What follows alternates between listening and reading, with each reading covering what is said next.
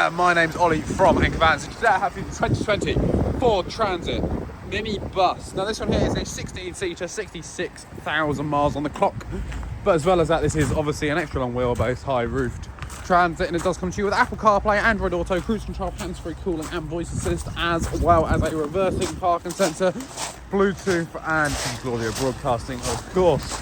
Now, if I do just open up the passenger door, you can see at the front we do have those 2 seats, fire extinguisher just below there as well.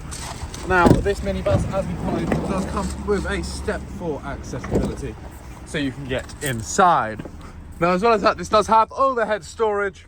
All the seats, as I mentioned before, nicely spaced out, very, very comfortable, and lighting on the roof, which can be controlled just over here as well, depending on what time of day you are driving. This does also come with an emergency roof as well. Also just works as a very nice sunroof. And if you would like to find out more about this Ford Transit minibus, then please do feel free to head over to our website, anchorvans.co.uk. The link's in the description below. If you're watching this on YouTube, or if not, you can always head over to our site in Padworth, just outside of Reading, to discover more about this and many, many more of our vehicles.